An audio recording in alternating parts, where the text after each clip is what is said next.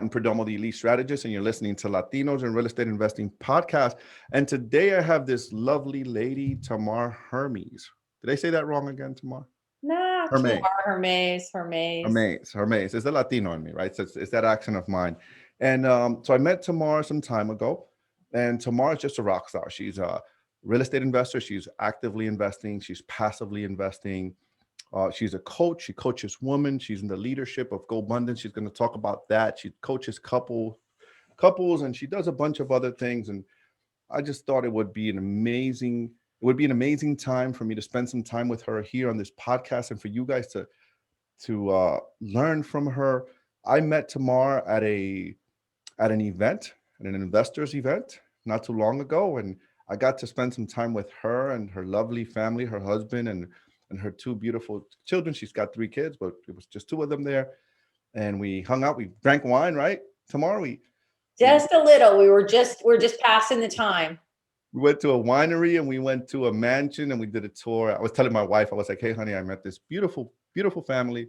When I got home, and I was like, man, I was the third wheel, but it was cool. They took me in and I just hung out with them, and it was pretty fun. It was really awesome. Anyways, Tamar, thank you for being here.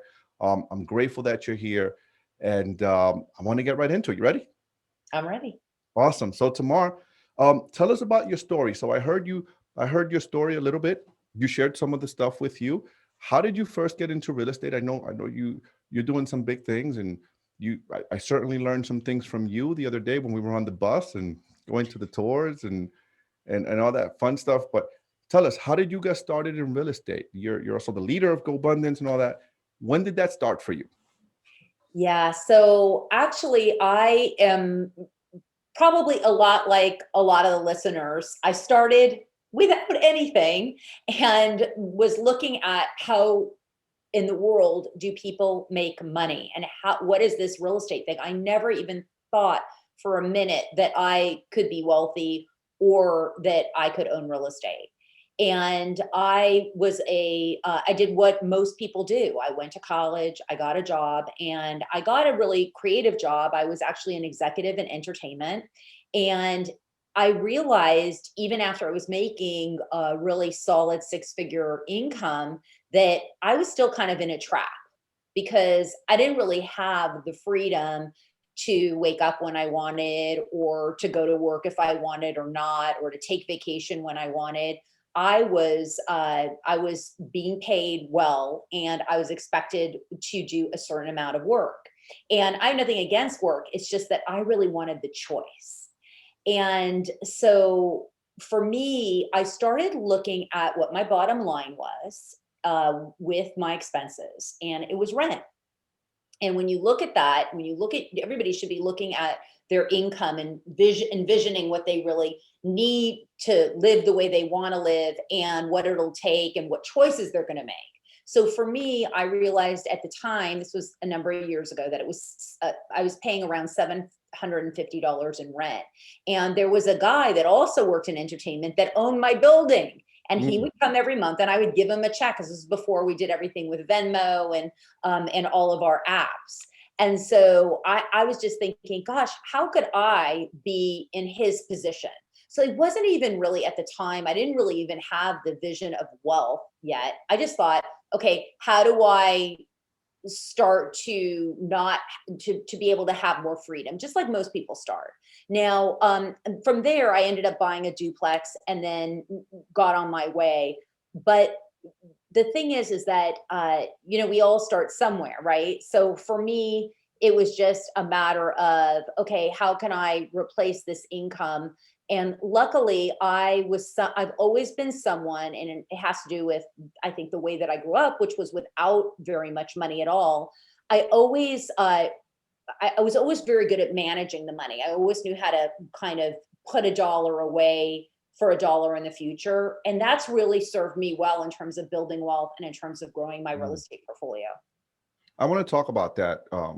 Tomorrow, I was literally with one of my salespeople in my office, literally just a few moments ago, and I said to him, we were talking. He bought a couple deals to me, and we were underwriting the deals, and I said to him, the biggest trap for poor and lower middle America is is exactly what you just said. The inability to sacrifice a little bit now for long-term gain.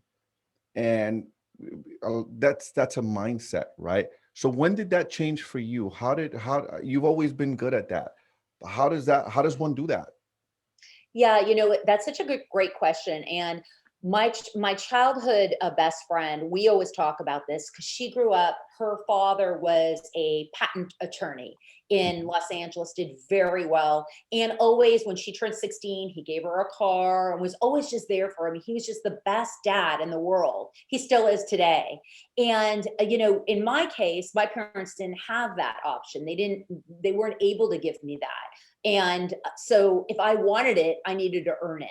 And there was no other way. I didn't have another option. And the reason why I bring up my girlfriend from my childhood is because there have been times over the years where she has said to me, gosh, I almost wish that I grew up without money, because I think Mhm. that's where the hunger came from. A lot of times, even though it's so hard and you're struggling and you wonder, why me? Why was I born this way? Why are somebody born with a ton of money and a ton of opportunity, and I have to make my way? And it just feels like this daunting task. And yet at the same time, it also made me really hungry. And it also put my back against a wall where it was kind of like, what kind of life do you want to have? Mm. What kind of life do you want to have? And I had to decide, because there was nobody that was going to buy me a car. So if I didn't go out and get a job and I didn't learn how to save that and discipline myself to get that car, that wouldn't have happened. You remember we were on the bus and I was sharing that story with you about my son. My son just joined my youngest, 19, just joined my acquisitions team. And he came to me and it's exactly that. He came to me and he said to me, um, something about he wanted more leads, or he wanted to get the special leads or the hot leads or something. And I said to him, absolutely not.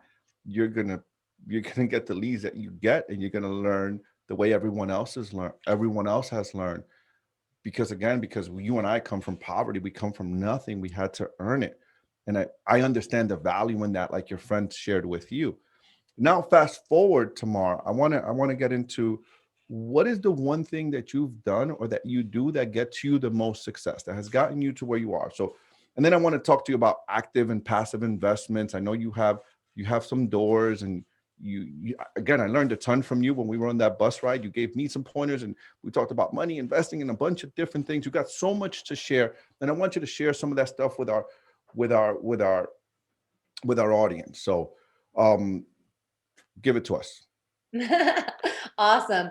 Okay, so the first thing, tell me again what the first question was, because I forgot. So the first question was, what's the one thing you do that has gotten you the most success? I know that was a Yeah. loaded question. There was Mhm. a lot of questions in there. We talked. What's the Yep. one thing you do? You're also a coach, right? So you coach people on wealth, and abundance and all that stuff. So what's the one thing that you do that's gotten you the most success? Yeah.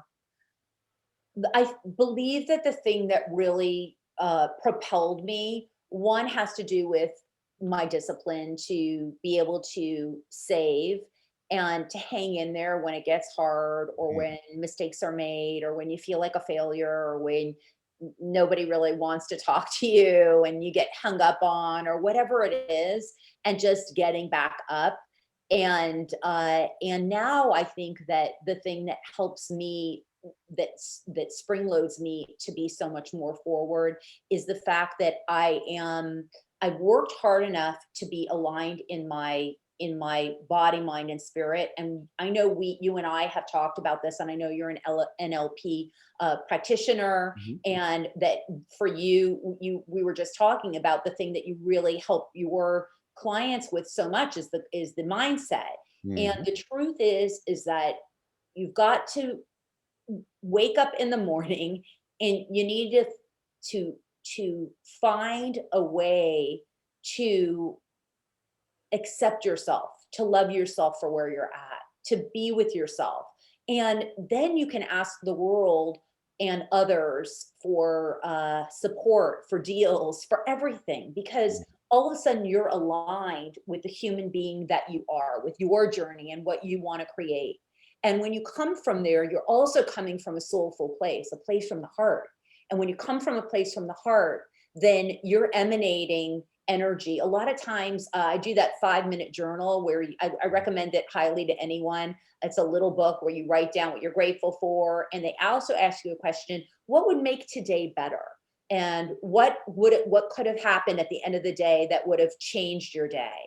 And for me, a lot of times when I think about what would make it better, I always think, how could I be a light? How can I be more of it, this energetic, positive, excited force to connect with others and also to create what I want to create? Because that's what I really think it all is. And once you get to that place, and once you and it's really it's very hard, because it's a practice, and we have a lot of garbage in our minds about the world and ourselves and things that we've gone through. But Mhm. once you get to a place where you're willing to live for the future and not for the past, boy, oh boy, like, can you just start to get into a deeper level with what you can accomplish, and have more joy in your life. I absolutely, absolutely love that because I constantly keep talking about that here in this podcast. And to many people might hear you and might think this is woo woo, but I think you would agree with me that you and I are both practical woo wooists, right? So I have I'm a practical woo wooist. If it works, I do it. If it doesn't work, I don't do it, right?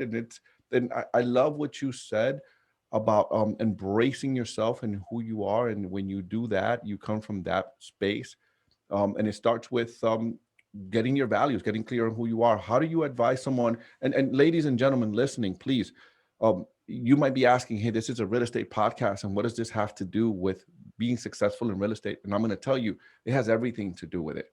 It's what you do when no one sees you that matters. It's not when you're underwriting a deal when everyone sees you. That's just a reflection of what you already saw for yourself when no one's seeing you, if that makes sense. Would you agree with that, Tamar?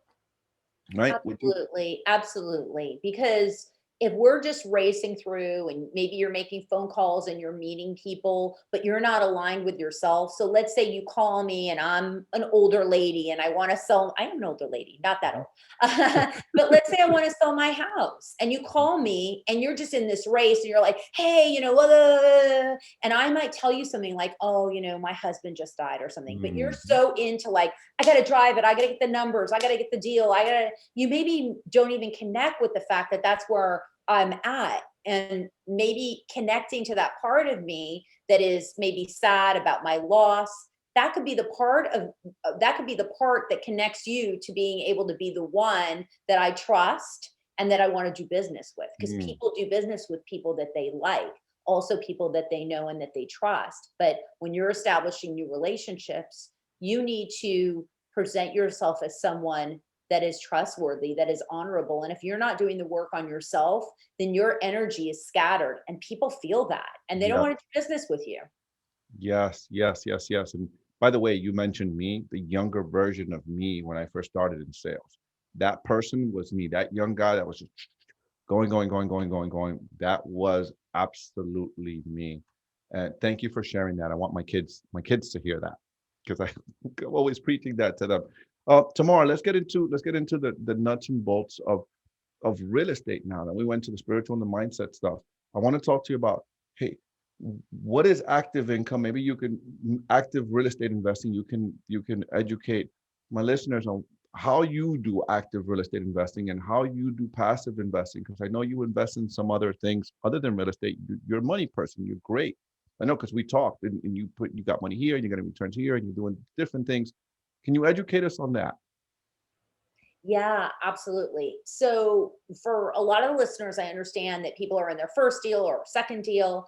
And really, for that, I like, with my active real estate, and it's pretty much the way I've always been. I bought single families, duplexes, and then a lot of the bigger stuff. Now I'm involved in some bigger deals, but where I'm active. But generally, I was just passive in those. You could make a ton of money doing those kind of deals, especially right now.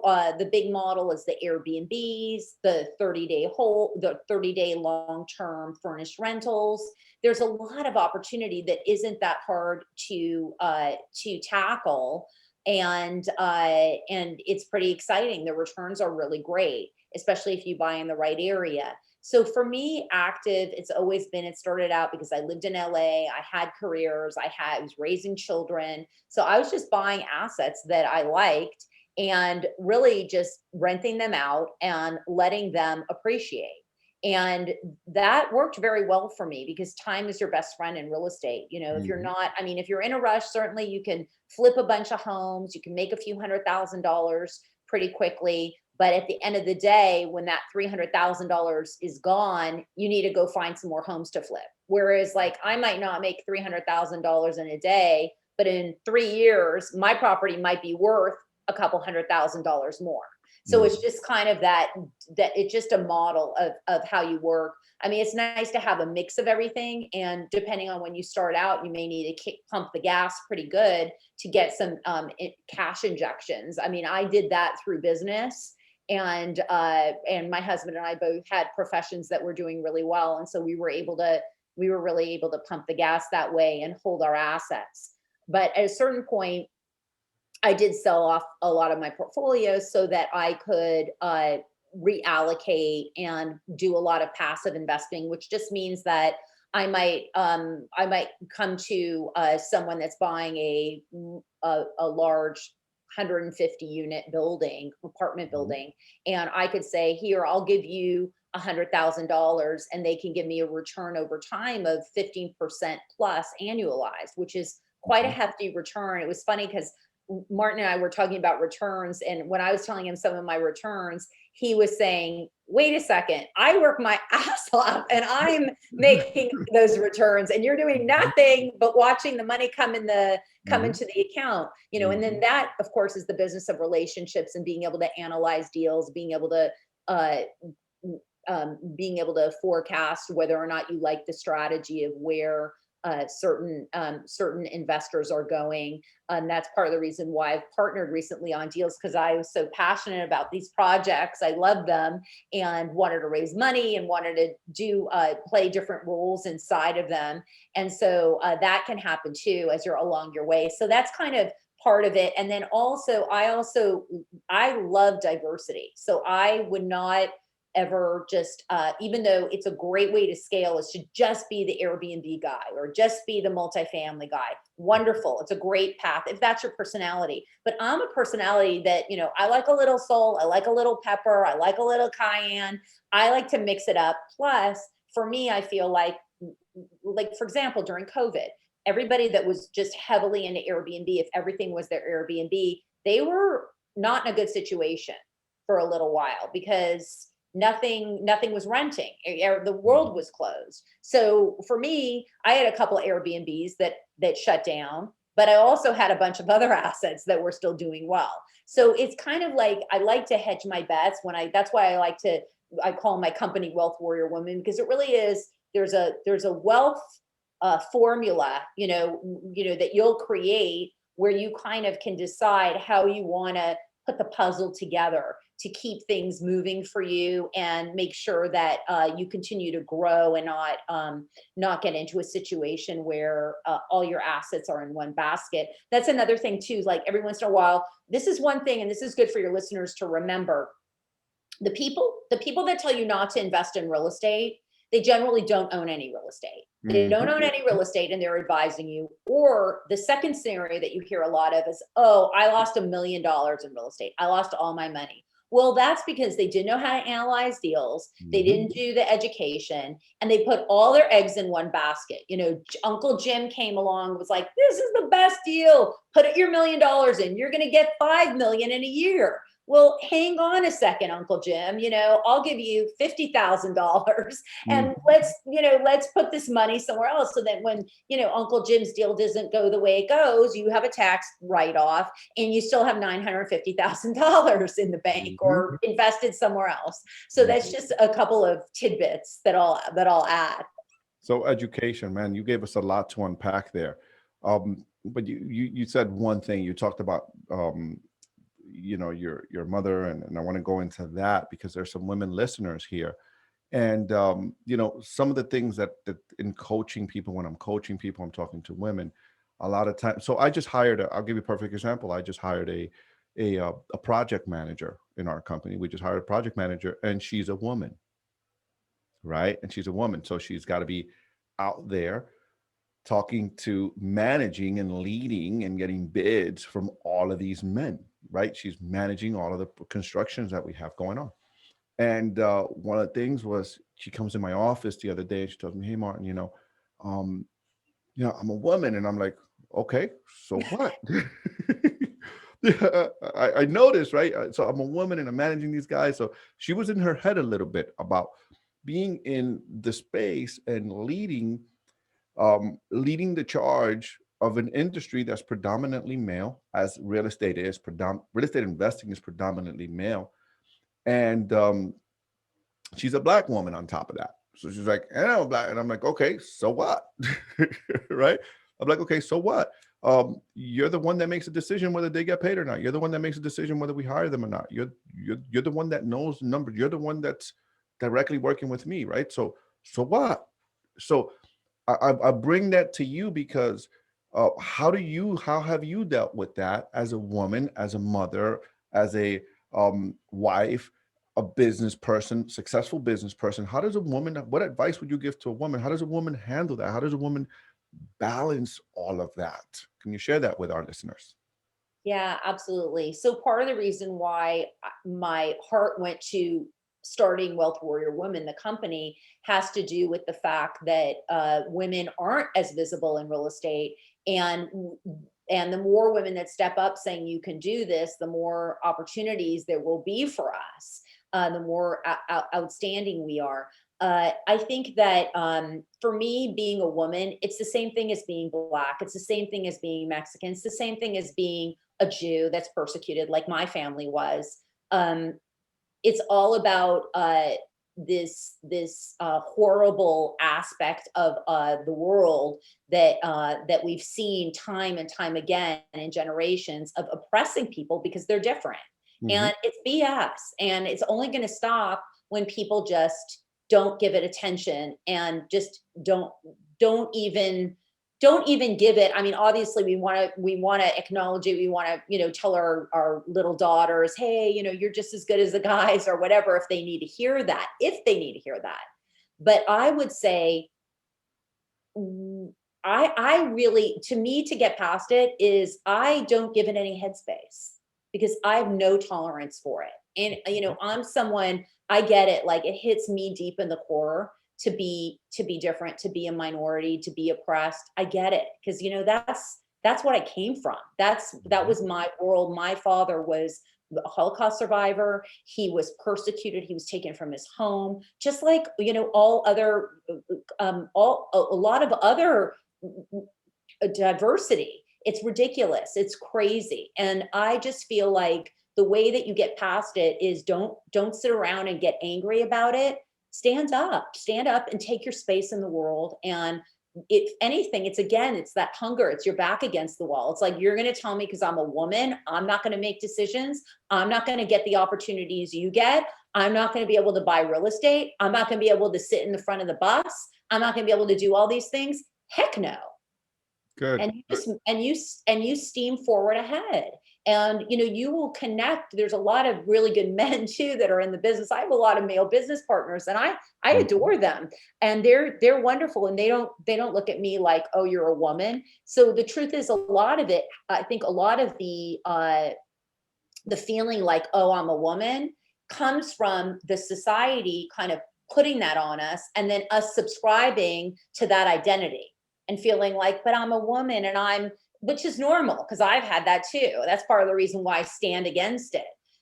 So it really is just not giving yourself, not letting yourself be the victim, but be the leader, be the one that is saying, yes, I am a woman, and if you have a problem with it, then we'll find someone else that we can work with. Awesome. You met my business partner. She was with me down there in Asheville when we were down there. And like you said, my one of my business partners is a woman. She's smart, she's strong, and when we're doing business and we're making decisions, she's just my partner. Dude, what's the best? We were on a call today, and it was we were looking at I think I mentioned this to you. We were looking at a 6 unit that we're turning into a 10 unit, and there's a big septic issue, and septic is going to cost us 60 to $100,000. There's a wide range of what it's going to cost us. I said, Danielle, we got to make a decision. What are the numbers? There's no feel here. If you want to know what to do in real estate, the math will tell you what to do. What's our exit strategy? Can we do it? And it's just business. We're just partners, just making decisions together as partners. It's nothing to do with female or male. And ladies, this was a great piece of advice that Tamar just gave you if you're listening and you're a woman. And men, if you are listening and you tend to treat women differently because they're women, I'm gonna tell you, you're missing out on a tremendous opportunity, because there's a lot of really, really smart women that you can be partnering up that can help you and where you're deficient.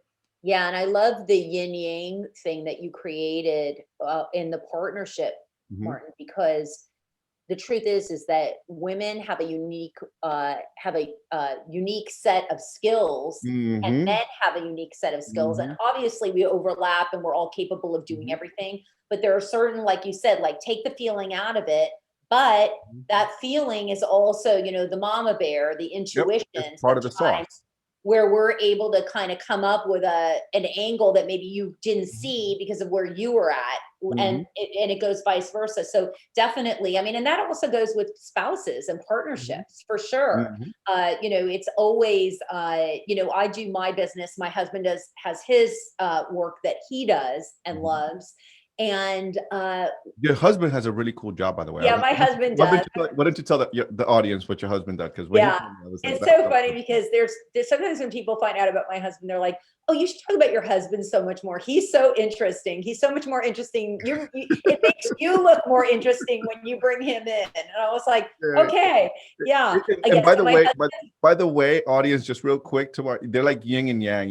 Tamar is the outgoing, more extrovert, and he's the more reserved one, and the more laid back one. So it's awesome. It's like me and my wife. I'm the more outgoing one, and she's the more laid back one. But anyways, go ahead and share. yeah, he can Tell turn them. it on when he works. Part of it is that he's a director in Hollywood. He's a Hollywood director, Mhm. and does a lot of television. And when he works, he's got 80, 100 people on the set, sometimes hundreds on the set.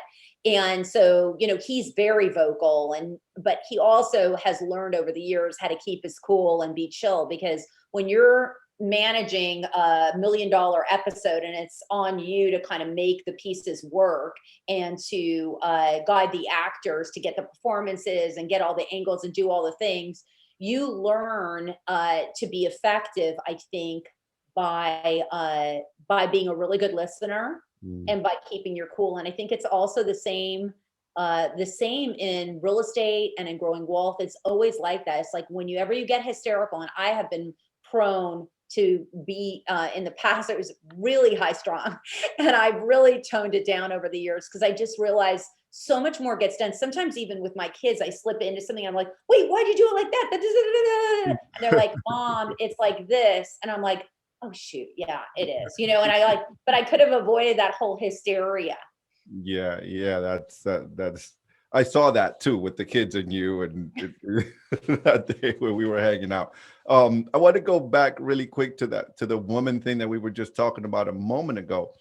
Um, because just that when you have men and women in this business, it's really, really powerful, right? Like you said, Tamar, women bring a certain ingredient, right, to communication. Is the word. Even my wife, right? She's like, your delivery sucks sometimes. Is what she tells me. She's like, I love that you just honest and straight, but your delivery freaking sucks with the kids, with sometimes with me, and it's just like, so that's one of the things with my business partner and I, is that sometimes I'm delivering and she's like, Martin, I'll take it. Like, let me handle it. Let me handle this communication, because I know how you deliver, and there's a time for that. But right now is not the time for you to deliver it that way. Let me deliver it, Right. and it's a beautiful thing. Um, just to integrate that into our conversation, I want to ask you, Tamar, why did you pick real estate? I know you invest in different things. And I gather that your one of your favorite investments, if not your favorite investment, is real estate. Why did you pick real estate? Why real estate? Well, there's three ways really to grow wealth, right? You've got business, which is really the way that you can make the most money.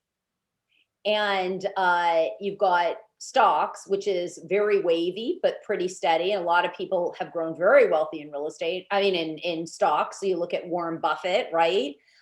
He also owns real estate. He owns everything, but still, definitely a stock guy. And then you've got real estate. And for me, I always felt like, uh, I grew up without a background in any of them, right? I had no idea. And for me, stocks was always, I felt out of control. I felt like everybody else was controlling the stock market except for me. And so it just didn't feel as comfortable for me. I do have some positions in the stock market, and I do like it, but I don't love it. And then business, I never envisioned myself as having a huge company. It was, again, it's the same thing as buying real estate. I just didn't think it was possible for me. I just didn't think I was a good leader. I didn't think this, I didn't think that. I had all kinds of ideas. So for me, business was daunting. Also, business is extremely speculative. It's difficult to make a successful business. Very difficult. That's why right now it's very common where people are buying franchises, or people are buying businesses where somebody's retiring and they can pick up their practice, because growing a business and starting from scratch is very, very challenging. And we all know, if you don't, on this podcast, just that 90% of businesses fail. So if you've started a business and it hasn't gone well, join the club. So have I. Martin probably has too. I've never even asked him, but most of us have. That's just part of the entrepreneurial spirit. So for me, real estate was something that was really easy to understand. It's funny, I have a couple clients that are physicians, and they're always like, "Oh, I just don't understand real estate. I can remove your heart and do all this stuff and do all this complicated surgery, but I can't buy a property." And I'm thinking, "Oh my goodness, you've got to be kidding me. What you do is a lot harder than what we do." Mhm. So, I mean, honestly, it really is pretty easy to make money. It's very forgiving. It's so fun. It's always exciting. And I just think real estate, it's like, for me, it encompasses everything that I love, in terms of my creative side, in terms of my desire to make money, in terms of my desire for adventure. I mean, you could go buy a property in Europe today if you wanted. It's Mhm. just so fun. So there's just a lot of options that I enjoy. So the three things you said, three ways to make wealth. You said it's business, stocks, and real estate.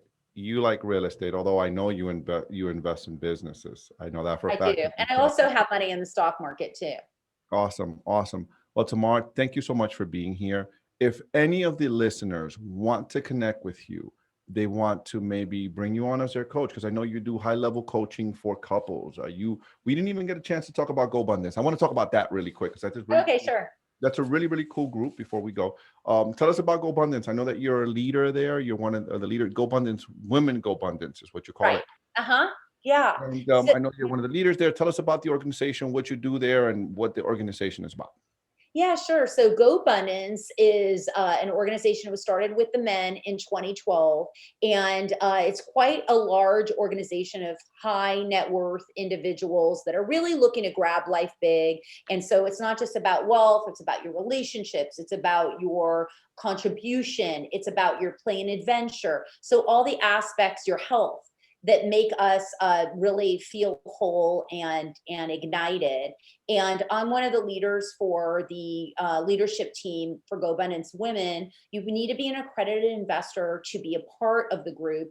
But recently they started Ascend and Emerge programs. So you can find those online if you look on Go Abundance. And those are if you're in a place where you're starting out, maybe you're making 100,000 a year or something, and you want to get to that 7-figure mark.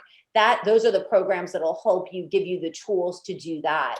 And those are really great too. So there's a lot of options there with Go Abundance. When you're one of the leaders there, so what is so you said that they focus on the holistic approach. Again, we're going back to that woo woo witness, right, guys? I want you to pay attention, right? Because successful people have something in common, and that is that it's not just about money, money, money, money. It's about that holistic approach. It's about that family. It's about your health. It's about your mindset. It's about the spiritual. It's all of those components together that really make a person whole, right? What good is it to have to make all the money in the world and you're unfulfilled and you don't have anyone to share it with, and Yeah. your health is poor, and you don't have people that love you and that you love around you? What good is it? I used to, when I first got married, when I first made six figures, I was 24 years old, Tamar, and my wife, we were young kids, right? 24, 25. And we would have these issues, and it was like, I didn't know how to express to my wife that I was doing this for us. Like I was working hard for us. And as a young man, you just work and you just, hey, but she's also a young, immature woman, and she couldn't understand, right, how men is wired, and men needs to go out and provide. And I didn't know how to express to her, I'm doing this for us. I'm doing this for us. And she always she kept telling me, we were kids, she kept telling me, no, that's your money. And that woman thing, that whole bull crap that a lot of women are raised with. You don't need a man, all that. That's your money. You're doing that. And I'm here raising the kids and all of that. And one day, years later, it hit me, right? And I had a conversation with my wife and I said, hey, babe, you got to understand that it doesn't matter to me if I make, you know, $1 million a year, $10 million a year. If I don't have you and the kids to share it with, like it means nothing if we can't enjoy it together. Like, and I think that's when it finally clicked for her, Tamar. Like it finally, like, oh, so it's not just his money, right? It's not just he's working for. She had this mindset, this limiting belief, and you know what limiting beliefs are. I'm sure a lot of my listeners know. She had this limiting belief around that, and we worked through it. But yeah, I'm so glad that you guys are doing that. And guys, that holistic approach that Tamar is talking about, that they teach and they train. I mean, and Tamar, we go to event. I'm sure you go to events like the one where we met and spend time around people like that, high level investors, and that's the one commonality, right? What were we all doing there? Why don't you share a little bit about what some of the things that we were doing there, so people can listeners can get an idea, like what when you go to a Go Abundance meeting, what does that look like? Yeah. So, when we have our live events, it's similar to the event that Martin and I met at, where we are working hard, we are learning, we are looking at our lives and being introspective about what we want and why we want it and our goals and how to get there. But we're also playing. So we were actually in Asheville, North Carolina, when we met, and we were actually visiting the Vanderbilt Mansion and looking at the history and this magnificent house and just enjoying the garden. And so we try to mix the play and adventure. We had at this event. We also had a great magician, Mhm. and we had a lot of entertainment and fun food and conversation. So it is about, like, we just can't work when you wake up one day, and when you work this hard, and if you haven't grounded yourself, what you'll find is, okay, I have this much money, and so what? And we've all Mhm. heard the stories about people that make millions, billions even, and they're Mhm. just miserable. They're just miserable. So we don't want that. We'd rather have, we want to make sure that we're along the way, that we're dancing a little with our lives and enjoying.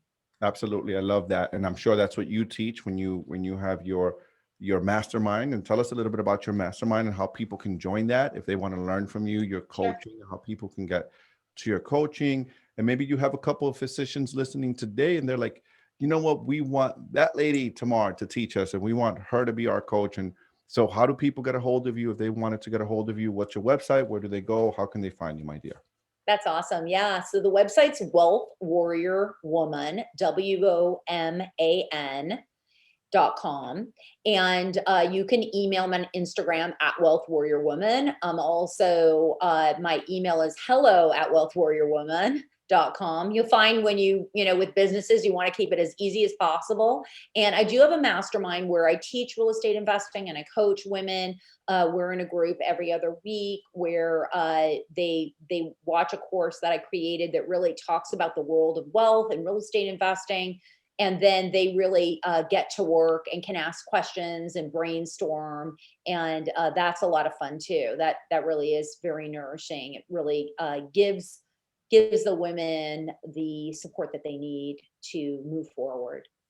And for the high level mastermind, how do people reach you there? Do they go Yeah, to they can reach me they can reach me at the same places and just see what they're interested in, and then I can talk to them and see what they're a fit for. The one-on-one coaching is definitely filling up. It's almost to a point where I'm gonna close it, kind of like what we were talking about for a Mhm, while. mhm. But it's so rewarding and a lot of fun.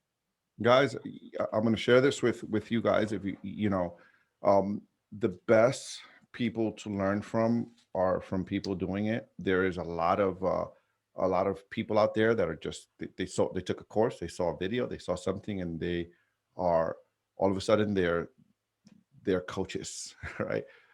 Best people to learn from are from people doing it. The best coach, the best mentor you can have is the one that is actually doing it. And Tamar is someone that's actually doing it. If you resonate with Tamar, I highly encourage you to go visit her website and go check her out. Absolutely, Tamar. Thank you for being here. Hugs Thank and kisses to the husband, kids, and the whole family for me. Okay, thank darling. Thank you. you so much for being here. And I'd love to have you back on here again. When the market starts to correct, I believe that the market is gonna correct. We've been pushing, pushing, pushing, pushing. And what goes up has to come down at some point. It has to correct, it has to level itself off. And I'd love to have you back and we can talk about strategies and what are some of the things that investors should be doing when that time happens. There's so much happening in the market right now, and love to have you come back so we can discuss those things. Awesome. That would be a Awesome. lot of fun. I'd love that. Thank you, darling, and I'll see you soon. Talk to you later.